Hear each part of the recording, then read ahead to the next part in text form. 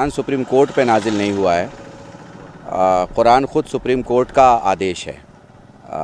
पहली बात बहुत क्लियर समझ लें और बहुत सादी। और मैं अपने मरजे जहान आलम तशय्यो, चाहे वो नजफ़ में हो और चाहे वो क़ुम में हो, चाहे वो दुनिया के किसी कोने में हो, उन सब की तरफ से बड़ी ज़िम्मेदारी के साथ कह रहा हूँ, हम ऐसे किसी भी आदमी के साथ नहीं हैं। पूरी तशय्यो ऐसे किसी भी, पूरा इस्लाम ऐसे किसी भी आदमी, बल्कि पूरी इंसानियत भी ऐसे किसी आदमी के साथ में नहीं है जो किसी भी दुनिया की अदालत में अल्लाह के कानून को बदलने की बात कर रहा हो। मैं भरपूर तौर पे मज़म्मत करता हूँ हर उस कदम की जो कुरान, अज़मत कुरान, सदाक़त कुरान के ख़िलाफ़। बिस्मिल्लाहिर्रहमानिर्रहीम। क़ाल अल्लाहु तबारक व तआला फ़ी किताबिहिल मजीद, इन्ना नहनु नज़्ज़लना ज़िक्रा व इन्ना लहू लहाफ़िज़ून। सूरह मुबारक हिज्र आयत नंबर 9।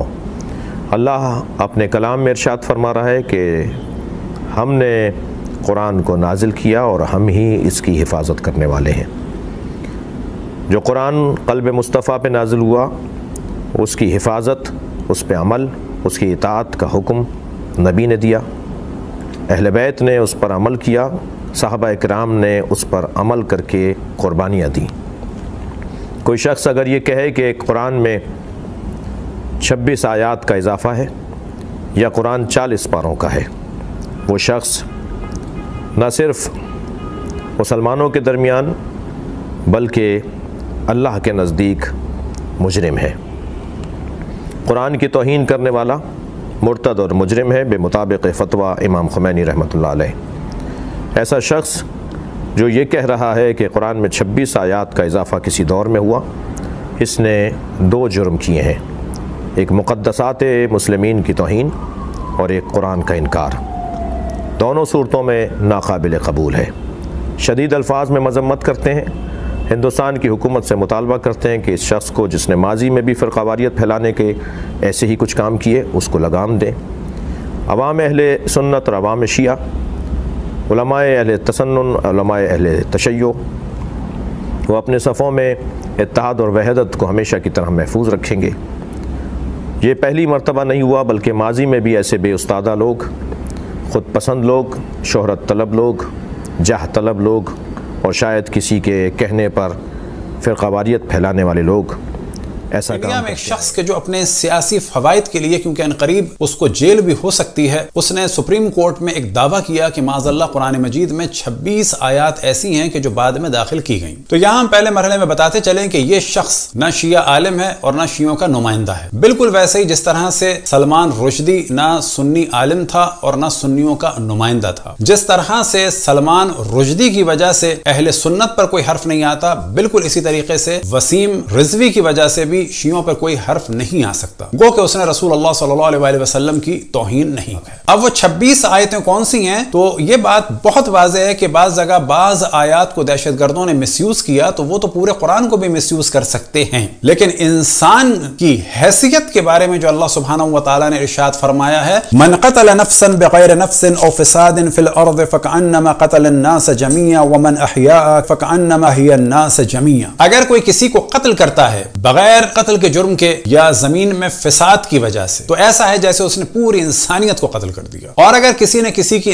जिंदगी की हिफाजत की, तो ऐसा है कि जैसे उसने पूरी इंसानियत को जिंदगी बख्शी। ये है कुरान का असल पैगाम। बाकी वो जो आयात जो बाज दफा दहशतगर्द इस्तेमाल करते हैं या तकफीरी इस्तेमाल करते हैं, वो दर हकीकत जंग में मुकाबले में आने वालों के लिए हैं, लेकिन उसके साथ भी बहुत सारे कवानीन हैं कि जो भाग रहे हैं उनको नहीं मार सकते, इसी तरह से खवातीन पे हमला नहीं कर सकते, बूढ़ों पे नहीं कर सकते। तो कोई भी एक आयत जो है वो तनहा काफी नहीं है जब तक कि हदीस रसूलुल्लाह और अहले बैत अलैहिस्सलाम को उसमें साथ शामिल न किया जाए। अब यहां पर बताते चलें कि अगर वसीम रिजवी इसी आलम में दुनिया से जाता है, तो तमाम मुसलमानों पर लाजिम है, खुसूसन अहले बैत अलैहिस्सलाम के चाहने वालों पर, कि ना वो नमाज जनाजा पढ़ाएं इस शख्स की, और ना किसी रस्म में शिरकत करें, और ना ही हमारे किसी कब्रिस्तान में उस ऑल इंडिया शिया फसला बोर्ड जो आज सुप्रीम कोर्ट में अर्जी दाखिल की गई है, शिया वक्फ बोर्ड के साबिक चेयरमैन वसीम रिजवी की तरफ से, उसकी भरपूर तरीके से हम मजम्मत करते हैं।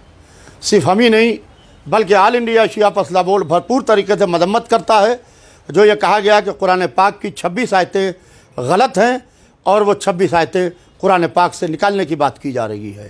میں سابق چیئرمین شیعہ سینٹرل وقف بورڈ اتر پردیش کے اس بیان کی بھرپور طریقے سے آل انڈیا شیعہ فضلہ بورڈ کے حوالے سے مذمت کرتا ہوں، اور 26 آیتوں تو دور کی بات ہے، کوئی قرآن پاک کا ایک زیر اور ایک زبر تو ہٹا کے دیکھے، تب اسے پتہ چلے گا کہ ہندوستان کے اندر کیسے حالات رونما ہوتے ہیں۔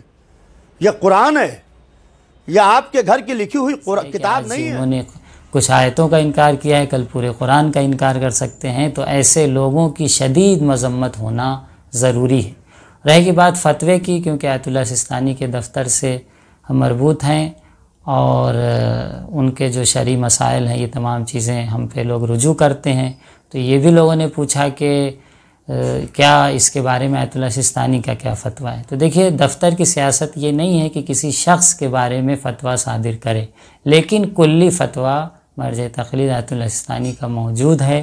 آج بھی ہم نے بھیجا تھا، وہی کلی فتویٰ جواب میں آیا کہ اگر کوئی شخص قرآن کے کسی حکم کا انکار کرتا ہے یا کسی آیت کا انکار کرتا ہے اور اس کے انکار کرنے سے پیغمبر گرامی اسلام کی تکذیب لازم آتی ہے، یعنی گویا اس نے پیغمبر گرامی اسلام کو جھٹلایا ہے، تو ایسا شخص مرتد ہے، دین اسلام سے خارج ہے۔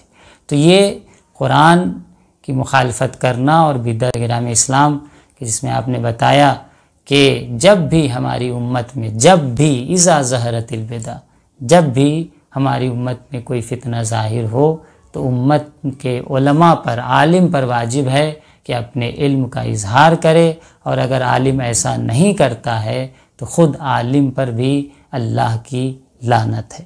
تو ہم پر ضروری ہے، تمام علماء اسلام پر، کہ اس کی سخت مذمت کی جائے اور ایسے لوگ کا سوشل بائیکاٹ کیا جائے، اسلام کے ساتھ ساتھ سماج سے بھی ان کو خارج